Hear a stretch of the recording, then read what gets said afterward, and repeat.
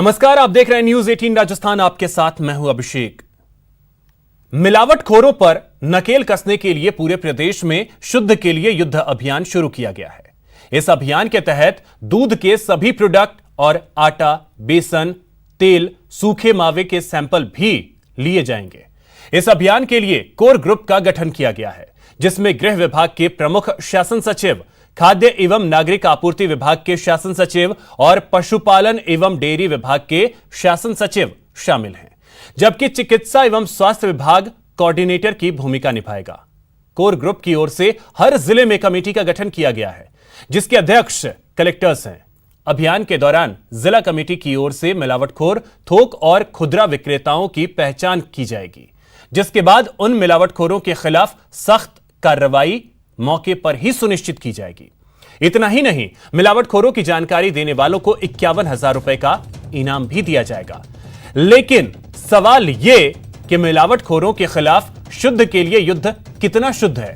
दोपहर की दो टूक में इसी पर चर्चा करने जा रहे हैं। आखिर कब मिलावटखोरों को सजा मिल पाएगी और अभियान के बाद भी सेहत के दुश्मनों में खौफ क्यों नहीं है?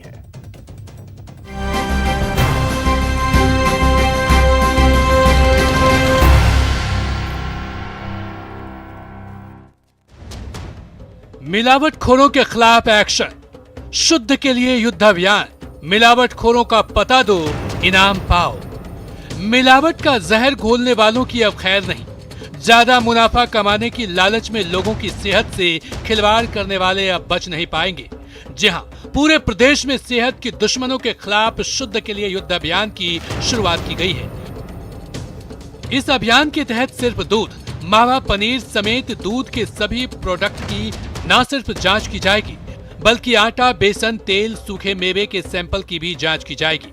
मुख्य सचिव राजीव स्वरूप के मुताबिक इस अभियान के लिए कोर ग्रुप का गठन किया गया है, जिसमें गृह विभाग के प्रमुख शासन सचिव, खाद्य एवं नागरिक आपूर्ति विभाग के शासन सचिव और पशुपालन एवं डेयरी विभाग के शासन सचिव शामिल हैं, जबकि चिकित्सा एवं स्वास्थ्य विभाग कोऑर्डिनेटर की भूमिका निभाएगा।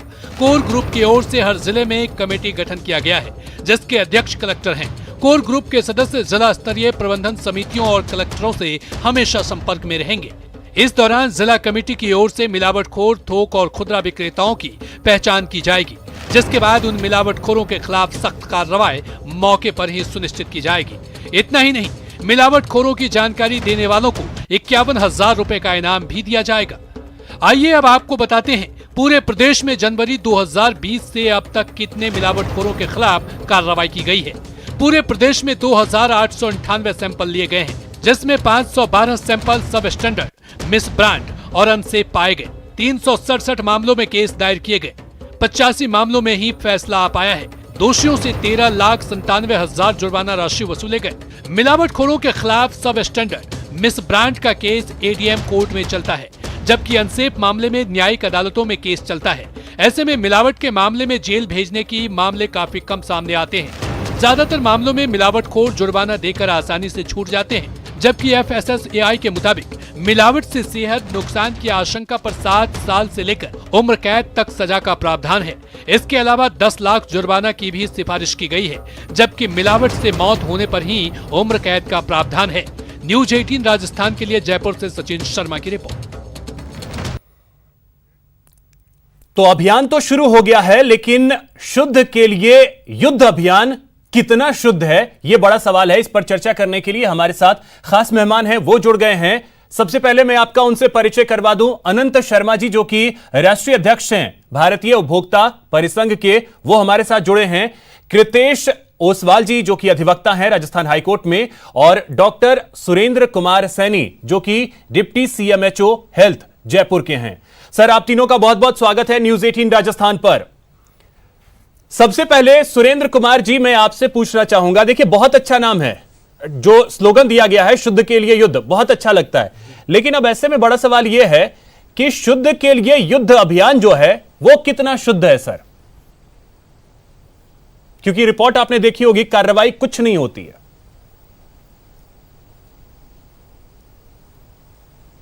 जी, ऐसा नहीं है अभिषेक जी, ऐसा नहीं है, कार्रवाई होती है ना। हमारे जो एफएसओ हैं हमारे डिपार्टमेंट से वो जाते हैं और रेगुलर अभी तो शुद्ध की युद्ध के लिए ये अभियान चल रहा है, लेकिन उससे पहले भी जाते रहे हैं और उन पे कार्रवाई भी करते हैं हम लोग। जो जुर्माना लगाना होता है, सब स्टैंडर्ड होता है या फिर मिस ब्रांड या अनसेफ होता है, उस अकॉर्डिंग जो भी रिपोर्ट आती है उस अकॉर्डिंग उन पे लगता भी है।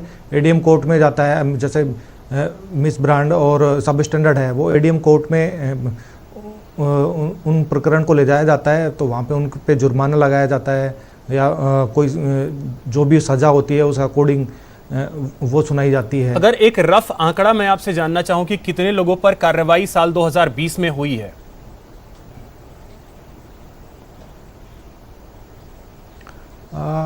रफ आइडिया तो मामले तो काफ़ी सारे हैं। अभी डेटा तो अभी आपको बता नहीं पाऊंगा। मैं आपको बताता हूं। मोस्टली डेटा मैं आपको बता देता हूं कि डेटा कार्रवाई क्या होती है। देखिए, प्रदेश में जो सैंपल लिए गए 2898, 512 सैंपल जो हैं वो सब स्टैंडर्ड, मिस ब्रांड, अनसेफ पाए गए। 367 मामले जो हैं वो उस पर केस दर्ज किए गए, मात्र 85 में फैसले आए।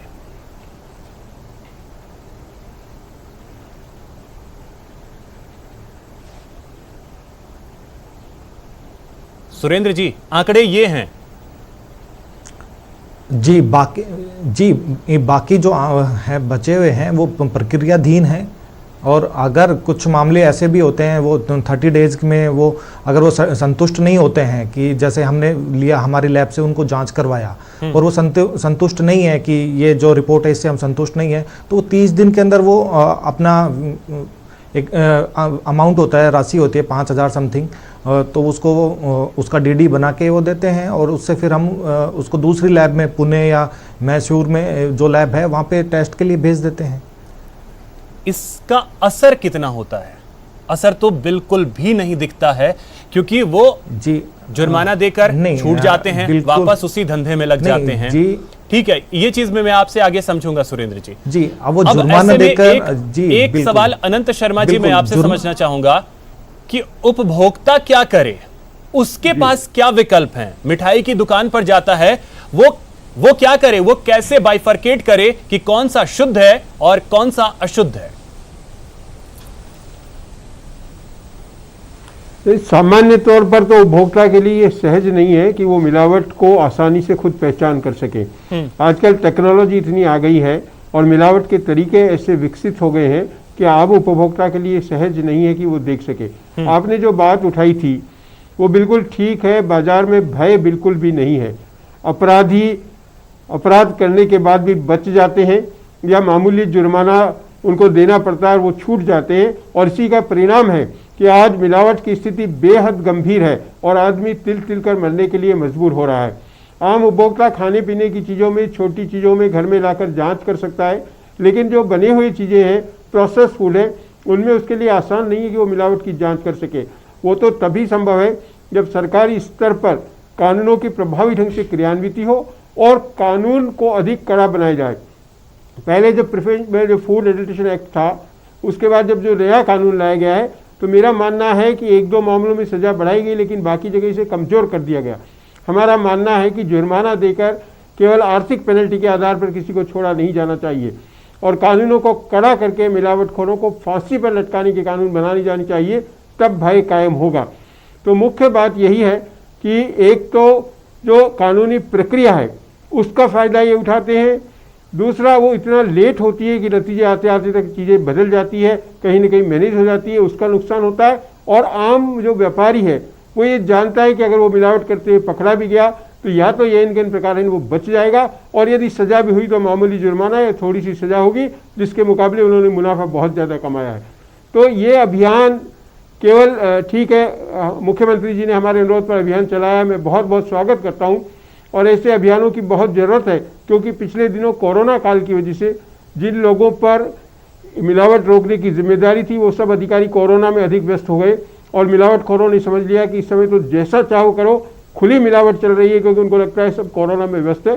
तो ऐसे समय अभियान की बहुत ज़रूरत थी, लेकिन स्थायी रूप से प्रबंध होना चाहिए कि नियमित रूप से सैंपल एक निर्धारित मात्रा में जो आपने अनंत जी बात जो कही है कि सिर्फ अर्थदंड दे करके छोड़ दिया जाता है और शायद यही वजह है कि ये दोबारा फिर से उसी चीज को करने लगते हैं। कृतेश जी, अगर मैं आपसे समझूं, क्या जो प्रावधान है, कानून जो है हमारा, वो इतना कमजोर है कि इस तरीके से जो मिलावटखोर हैं वो छूट जाते हैं और वापस उसी धंधे में चले जाते हैं? निश्चित रूप से मैं कहना चाहूंगा कि कानून कमजोर है। देखिए अनंत जी, कृतेश जी से ये मैं समझता हूं। जब से 2006 में जी कानून 2006 में फूड सेफ्टी स्टैंडर्ड एक्ट आया, उसको लाने का मतलब यही था कि मिलावट और जो स्टैंडर्ड्स हैं फूड के, उसको बेटर करा जाए। उसमें 3 पैरामीटर पे सज़ा जो है वो बताई गई है। पहला ये कि अगर अडल्ट्रेटेड फूड खाने से किसी की डेथ हो जाए, किसी की मृत्यु कारित हो जाए, तो उसमें लाइफ इम्प्रिजनमेंट तक की सज़ा है, जो कि वह हाईएस्ट पैरामीटर है। दूसरा ये कि अगर किसी को अडल्ट्रेटेड फूड खाने से ऐसी इंजरी हो जाए जो ग्रीवियस हो, तो ऐसी स्थिति में 6 साल तक की सजा है। और अन्य सामान्य मामलों में जहां पर स्वास्थ्य का नुकसान हो सकता है किसी अडल्ट्रेटेड या मिस ब्रांडिंग फूड को खाकर, वहां पर भी 3 साल तक की सजा का प्रावधान है, 6 महीने से 3 साल। समस्या है उसकी पालना में। जो सामान्य सैंपल पकड़े जाते हैं उनके अंदर अप टू 3 लाख तक का फाइन लगाया जा सकता है। लेकिन ये अप टू शब्द बहुत डिस्क्रिशनरी है। आपका फायदा व्यापारी का मान लो 1.5 लाख रुपए का है माल पर जी, और आपने पेनल्टी लगाई 10,000, तो ऑफकोर्स वो रिपीटेड क्राइम करेगा, वो अगली बार भी 10,000 देके छूट जाएगा। लेकिन अगर आप पेनल्टी ही फुलेस्ट पैरामीटर तक लगाना शुरू कर दें, जहां 5 लाख तक की पेनल्टी का प्रावधान है इंजरी में, 10 लाख तक की पेनल्टी का प्रावधान है मृत्यु में, अगर एक बार आप उस पर 10 लाख की पेनल्टी लगाएंगे तो अगली बार वो ऐसा कोई भी कृत्य करने से कि जो अडल्ट्रेटेड फूड की सप्लाई या सेल या स्टॉक करने से डरेगा, क्योंकि उसको आर्थिक लाभ नहीं होगा। दूसरा, उसकी सजा जो है वो सजा भी कंपाउंडेबल है, यानी कोर्ट में मामला जाता है, अगर कोर्ट में 300 मामले पहुंचते हैं तो उसमें से आधे से ज़्यादा मामलों में समझौता हो जाता है, वहाँ पर एक मामूली फाइन देकर कंपाउंड कर दिया जाता है और मैटर क्लोज हो जाता है। और कुछ प्रॉब्लम सैंपलिंग और प्रशासन में भी है। अगर प्रशासन दिवाली के वक्त इतना जागरूक होकर सैंपलिंग कर रहा है, अगर यही सैंपलिंग ईयर अराउंड चले, ऐसा नहीं है कि शुद्ध खाना सिर्फ अपने को दिवाली में ही है, हमें नहीं, ये तो पूरे साल है। और वो चीजें जो हैं अगर पूरे साल तक कंटिन्यू की जाएं तो शायद बहुत ज्यादा बेहतर होगा। अब सुरेंद्र जी देखिए, जो अहम बातें कही गई, कृतेश जी ने भी कहा कि अगर ये साल भर चले तो शायद और ज्यादा बेहतर रिजल्ट्स आ सकते हैं। और अनंत शर्मा जी ने जो एक बात कही कि सिर्फ अर्थदंड देकर के क्यों छोड़ दिया जाता है, और अर्थदंड का जो पैरामीटर है उसमें हाईएस्ट पे नहीं जाता है, लोएस्ट पे आता है। तो ऐसे में जिसे कम पेनल्टी देनी पड़ रही हो वो फिर क्यों चुप बैठेगा, वो तो बार बार करता रहेगा क्राइम। जी बिल्कुल, इसमें यही है, हमने पूरे साल ही चलाते हैं हम लोग इसको। ऐसा नहीं है कि दिवाली आई या होली आई, किसी जो भी त्यौहार आएगा उससे पहले ही सरकार जागरूक होती है। ये पूरे साल चलता है और बहुत सारी कार्रवाई होती है। वीकली रिपोर्ट जो हम प्रस्तुत करते हैं कलेक्टर साहब को इसकी, कि हमने कितने सैंपल लिए हैं एक वीक में, तो वो हम रेगुलर मॉनिटरिंग करते हैं कलेक्टर साहब इसकी। ऐसा नहीं है कि भाई ये सिर्फ त्यौहार पे ही चलता है ऐसा अभियान, तो ये साल भर चलता है। साल भर इसका असर तो कहीं भी सुरेंद्र जी कहीं असर दिखा है आपको? क्योंकि साल भर अगर ये कार्यक्रम चले तो लोगों के जहन में भी तो डर बैठेगा। आज अगर एक जगह उदयपुर में छापेमारी हो रही है तो आसपास हड़कंप मचा है, सभी दुकानदार वहां से दुकानें बंद करके भाग रहे हैं।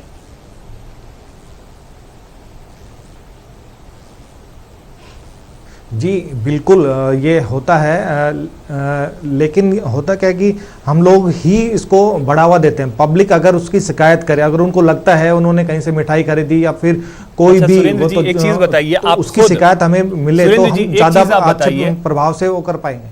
सुरेंद्र जी एक चीज आप बताइए, अब तो 51,000 का इनाम भी घोषित कर दिया गया है। हाँ जी, आप जब मिठाई की दुकान में मिठाई लेने जाते हैं, आपको पता चलता है कि कौन सा असली है कौन सा नकली है? नहीं, बिल्कुल नॉर्मल, किसी को भी वो पता नहीं चलेगा तो फिर वो आम उपभोक्ता क्या करे? बट ये है, आम आदमी क्या करे? मैं बेसिक इंस्ट्रक्शन तो मैं बता सकता हूँ कि भाई पब्लिक के लिए ये है कि जो कलरफुल मिठाइयाँ होती हैं, है ना, उसमें मिलावट के ज्यादा चांसेस होते हैं, तो कलरफुल जो मिठाइयाँ होती है वो ना खरीदें। अच्छा, क्योंकि उसमें तो मतलब कलर का आदमी use मिठाई होता है, खाना उसमें छोड़ दे कितना क्योंकि वो use होता अशुद्ध है ये या शुद्ध normal- है, ये कंफ्यूजन के चक्कर वो खाना ही छोड़ दे। नहीं सर, मैंने कहा कलरफुल को अवॉइड कर सकते हैं, नहीं, कलरफुल मैं- को अवॉइड कर क्यों सकते हैं। क्यों अवॉइड करे सर? मिठाइयाँ खाएं, तो मिठाइयाँ और आप- भी होती हैं। अब दिक्कत यह है कि आप दुकान में उसको शुद्ध उपलब्ध नहीं करवा पा रहे हैं, इस वजह से उपभोक्ता ही खाना छोड़ दे। नहीं अनंत जी, नहीं, हम अनंत जी, मिठाई खाना छोड़ दें। जी अनंत जी बिल्कुल। से मैं पूछ लेता हूँ कि उपभोक्ता क्या बिल्कुल, करे? ये जो कह अनंत रहे हैं जी, ये ठीक, जी जी सुरेंद्र जी ने तो ये कह दिया कि जो मिठाई खाना बिल्कुल छोड़ दीजिए। हाँ, मैं जवाब देना चाह रहा हूँ, ये जो कह रहे हैं नहीं, ये बिल्कुल गलत कह रहे हैं, और ऐसा करके तो जीना छोड़ देंगे, ट्रैफिक रूल्स का पालन नहीं करेंगे, सड़क पे निकलना छोड़ देंगे, क्या क्या करेंगे। जरूरत इस बात की है कि मजबूत इच्छा शक्ति के साथ कानूनों की सख्ती से पालना हो और मिलावट करने वाले के मन में ये भय हो। अभी वकील साहब ने कहा कि जिसकी मिलावट के सामान से मृत्यु हो जाएगी तो आजीवन कारावास का प्रावधान है, लेकिन जब मिलावटी सामान से मृत्यु होती है तो वो धीरे धीरे होती है। डॉक्टर रिपोर्ट देता है ये किडनी फेल होने से मर गया, ये हार्ट फेल होने से मर गया, ये कैंसर होने से मर गया, वो कहीं नहीं लिखता है कि ये मिलावटी खाद्य सामग्री से इसको किडनी फेल हुई। तो ऐसी स्थिति में इन सब चीज़ों का लाभ मिलता है मिलावटखोरों को। बड़ा स्पेसिफिकेशन ज़रूरी है। हम तिल तिल करके मर रहे हैं। ज़्यादातर लाइफ स्टाइल की जो बीमारियां हैं, जीवन शैली की बीमारियां हैं, कैंसर है या आपका किडनी फेल होना, इन सब के लिए मेरा मानना है कि मिलावट जिम्मेदार है, लेकिन वो स्पेसिफाई नहीं हो पाती। अब हमने कंज्यूमर प्रोटेक्शन एक्ट में भी कानून में प्रावधान करवा दिया है, अगर मिलावटखोरों को कोई नुकसान होगा मिलावटखोरों की वजह से तो उसमें आजीवन कारावास तक की सजा डाली गई है। इतना ही नहीं, कंज्यूमर प्रोटेक्शन एक्ट में अब प्रोडक्ट लाइबिलिटी भी बनाई गई है। अगर एक आदमी ने कोई सामान बेचा, एक आदमी को किसी तरह की गड़बड़ी हुई है, तो उसने जितना सामान बेचा उस सारे हिसाब से उसके टोटल अब तक के प्रोडक्शन पर उसको जुर्माना किया जा सकेगा। ये नए प्रावधान हमने कंज्यूमर प्रोटेक्शन एक्ट में भी जुड़वा दिए हैं। बिल्कुल। अब एक और चीज देखिए, सुरेंद्र जी ने तो बहुत इजीली कह दिया कि जो कलरफुल मिठाइयां हैं वो खाना छोड़ दें। आदमी क्या करे? दूध में मिलावट है, दूध खाना छोड़ दे, आटे में मिलावट है कि आटा खाना छोड़ दे, रोटी खाना छोड़ दे, करे तो करे क्या? करने की कोशिश। ठीक है। अब एक चीज कृतेश जी, देखिए जनवरी की बात है, बात ये सामने आई थी कि चिकित्सा मंत्री ने ये कहा कि मिलावटखोरों पर जो कार्रवाई है वो एनएसए कानून के तहत किया जाए। संभव यह लगता है कि एनएसए कानून तक लगा दिया जाए, जो सिंपल कानून है, अगर उन्हीं के तहत कार्रवाई की जाए तो रिजल्ट्स आएंगे। वहां तो कार्रवाई हो नहीं पाती है, एनएसए लगा करके हम कितने लोगों को उन पर कार्रवाई कर पाएंगे? सर एक चीज रेफर करूंगा मैं जी। डॉक्टर अंबेडकर ने कॉन्स्टिट्यूशन के फ्रेमिंग के वक्त एक बात कही थी पार्लियामेंट्री असेंबली में कि no constitution is better unless it is implemented to the fullest. कितना भी अच्छा कानून हो, कितना भी अच्छा संविधान हो, कितने भी अच्छे एक्ट हो, प्रावधान हो, सजा हो, अगर उसकी पालना सही से नहीं होगी तो वो फ्रूटाइल है, उसका कोई अर्थ नहीं है। इस फसाई एक्ट में भी सब्सटेंशियल सजा है। अगर यहां पर भी आप सैंपलिंग करके ईयर अराउंड हाईएस्ट पेनल्टी लगाएं, इम्प्रिजनमेंट दें, सजा दें, तो सारे व्यापारियों में एक डर बनेगा और जिससे आपको निश्चित रिजल्ट दिखेगा। आपको नया कानून लाने की जगह इसको इंप्लीमेंट टू द फुलेस्ट करना चाहिए। इसके अलावा कुछ ऐसी चीजें हैं जहां कानून की भी कमी है, जैसे मिस ब्रांडिंग पे हम अगर बात करते हैं तो मिस ब्रांडिंग पे हम सब स्टैंडर्ड की बात करते हैं कि प्रोडक्ट जो है या फिर जो भी खाद्य पदार्थ है वो उस क्वालिटी का नहीं है। लेकिन एक चीज जो मल्टीनेशनल कंपनियां करती हैं, जिसको अभी सर ने कहा कि स्लो पॉइजन हम ले रहे हैं, जैसे कुछ ऐसे प्रोडक्ट्स हैं जिनके आप लेबल पढ़ेंगे तो उस लेबल पे लिखा रहता है whole wheat, sugar free, healthy, जबकि आप उसके इंग्रेडिएंट पढ़ेंगे तो आप देखेंगे कि उसमें एस्पार्टेम जैसी अनहेल्दी अननेचुरल शुगर्स, स्वीटनर्स, जैसे कि उसमें होल व्हीट लिखा है तो कानून से कैसे खेलते हैं, उसमें 10% तो आटा डालेंगे होल व्हीट, 90% डालेंगे मैदा। और क्योंकि 10% आटा डाला हुआ है तो उनको ये अधिकार मिल जाता है लेबल लगाने का कि ये होल व्हीट है। इस तरीके से उसका दुरुपयोग होता है। तो जो हम प्रोडक्ट डेली खाते हैं और कंज्यूमर को बताया जाता है कि ये हेल्दी प्रोडक्ट है, ब्रेकफास्ट में खाइए या इसको अपने डे में ऐड करिए, वो 90% ऑफ ऐसे प्रोडक्ट्स मार्केट में बिस्किट्स और नूडल्स के नाम पे हेल्दी आने लगे हैं, वो सब अनहेल्दी हैं। कंज्यूमर अवेयरनेस इसके बारे में कम है, कानून इसके बारे में लूप होल है। लेकिन जो खुले पदार्थ बिक रहे हैं, मिठाइयाँ हैं, मावा है, दूध है, उसके लिए अगर आप सैंपलिंग करके सशक्त रूप से फूड सेफ्टी स्टैंडर्ड एक्ट के प्रावधान का पालना करवाएंगे, सज़ा दिलवाएंगे और उस पर हाईएस्ट पेनल्टी लगाएंगे, तो ज़रूर आपको इसका असर दिखेगा। और साल भर आप इस अभियान को हमेशा चलाएंगे तो मिलावट का दर 100% कम हो जाएगा। इसमें बिल्कुल। नए कानून अब का सुरेंद्र अभी जी लाना, जब 2006 में ही तो जी सुरेंद्र जी, कृतेश जी को आपने सुना, अब बताइए कि आदमी क्या क्या खाना छोड़ दे और क्या क्या खाए, क्योंकि आप डॉक्टर हैं, आप बेहतर तरीके से बाइफरकेट कर पाएंगे। मैं बिल्कुल मैं बता रहा हूँ कि जैसे कि कृतेश जी ने बताया कि खाए, लेकिन विश्वसनीय जो ब्रांड होती है ना, उनका जो वो बोलते हैं और उन पे लोगों को विश्वास है, तो पैक्ड जो फूड होता है वो लें। मिठाइयों में अगर मिठाइयाँ खानी है, कोई विश्वसनीय शॉप है, हर एरिया में एक ऐसी शॉप होती है जिस पे लोग विश्वास करते हैं कि वो मिलावट नहीं करते हैं, और ऐसा है नहीं है कि सभी लोग मिलावट करते हैं, ठीक है। दूसरा है मसाले वगैरह हैं, अगर लोग मसाला ले, वो लूज़ मसाला होता है, उसमें कलर वगैरह मिक्स हो सकते हैं, लेकिन पैक्ड होगा तो उसमें ये शिकायत नहीं आएगी। तो ये वाली चीज़ें थोड़ा सा ध्यान रखना है भाई। मैं मेरे घर में भी सुरेंद्र जी, ये जो आप कह रहे हैं, ऐसा नहीं लग रहा है कि जैसे अपनी कमजोरी को छुपाने की एक कोशिश है कि भैया आप अपने हिसाब से देख लो, नहीं एक अच्छा सा दुकान आप पहले फिक्स कर लो जो बेहतर होगा मार्केट में, वहीं से सामान लो, दूसरे दुकान में जाकर के मत लेना। ये अपनी कमी को छुपाने की कोशिश नहीं लग रही? नहीं, जहां से शिकायत आती है वहां पे तो हम कार्रवाई करते ही हैं, उनका सैंपल लेते हैं और फिर अगर वो नहीं, शिकायत के बाद बात की बात में कर रहा हूं, जो आपने कहा है उस अकॉर्डिंग हम उस पे कार्रवाई करते हैं। जो आपने कहा मैं उसी के बिना पे कह रहा हूं कि ये तो ऐसा ही लग रहा है जैसे आप अपनी कमी को छिपा करके ये कह रहे हैं कि भैया तुम अपने हिसाब से देख लो, तुम्हें क्या खाना है नहीं खाना है वो आप देख लो। अभिषेक जी, एक और मैं हेल्दी फूड की बात कर रहा हूं ना, कि अपने को अपना ख्याल तो अपने को खुद को ही रखना है। प्रिकॉशंस तो अपने को अपने आपने बहुत अच्छी बात कही कि अपना ख्याल आप खुद रखें, यानी आत्मनिर्भर बने। अनंत शर्मा जी कुछ कहना चाह रहे हैं। अनंत जी। नहीं जी बिल्कुल, मैं इसी बात को कहना चाह रहा हूं कि अक्सर बात की जाती है कि आप विश्वसनीय ब्रांड खरीदे। विश्वसनीय ब्रांड के साथ दो समस्याएं, एक तो वो महंगे इतने होते हैं कि आम आदमी खरीद नहीं सकता, और जिस आदमी को सबसे ज़्यादा मिलावट का नुकसान उठाना पड़ता है वो गरीब आदमी तो बिल्कुल नहीं खरीद सकता। दूसरी बात यह है कि विश्वसनीय ब्रांड होना भी शुद्धता की गारंटी नहीं है। दोगुने तिगुने पैसे देने के बाद भी पता लगता है उनके वहाँ भी वही लापरवाहियाँ हो रही है, वही मिलावटें हो रही है। तो केवल हम ये सोच कर के हमें विश्वसनीय ब्रांड खरीदना है, मिलावट से नहीं बच सकते। वो एक तरीका हो सकता है लेकिन वो समाधान नहीं है। समाधान तो यही होगा कि जो सामान बेचने वाला है उसमें ये भय कायम हो कि अगर उसने गड़बड़ की तो उसे सजा मिलेगी।